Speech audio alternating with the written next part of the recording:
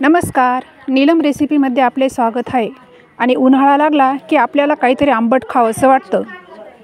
उन्हाळ्यात आपल्याला कच्च्या कैऱ्या सहज मिळतात, त्यामुळे आपण बनवणार आहोत तोंडाला पाणी येणारी कच्च्या कैरींची भाजी।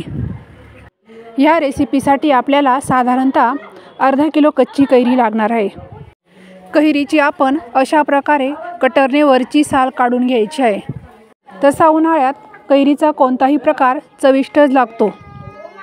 अनेक जण तर कैऱ्या कच्च्याही खातात, पण तुम्ही ही भाजी एकदा नक्की करून पहा। आपली आता सर्व कैरींची साल चांगल्या प्रकारे काढली गेली।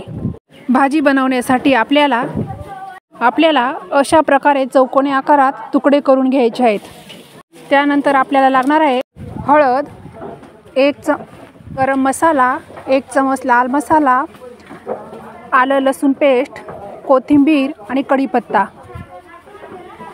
कढईमध्ये आपण आता 2 चमच तेल टाकून घेतलेले आहे आणि त्याच्यात आलं लसूण पेस्ट आणि जिरे टाकून कडकडीत फोडणी द्यायची आहे। भाजी कोणतीही करा, पण फोडणी ही आपण मंद गॅसवरच दिली पाहिजे। फोडणीवरच आपली भाजीची टेस्ट अवलंबून असते। आता आपण याच्यातच कैरीचे काप टाकून घेऊ। तेही आपण आता 2 ते 3 मिनिटांसाठी चांगले परतवून घेऊ। या भाजीसाठी पाण्याचीही गरज भासत नाही, कारण कैरीमध्ये पाणी भरपूर असते आणि ती वाफेवरच शिजून येते। आपल्यापैकी काही जणांना आंबट गोड आवडत असेल तर त्याच्यात आपण गुळही टाकू शकतो। कैरी चांगली परतून झाल्यावर आपण आता त्याच्यात मसाले टाकून चांगली परतून घेऊ। मसाले टाकून 1 ते 2 मिनिटे परतवून आपण त्याच्यात थोडे चवीपुरते मीठ टाकू आणि अगदी 2 ते 3 मिनिटांसाठी झाकण ठेवून काढून घेऊ। भाजी आपली शिजून तयार झालेली आहे। अगदी 5 मिनिटात झटपट तयार होते।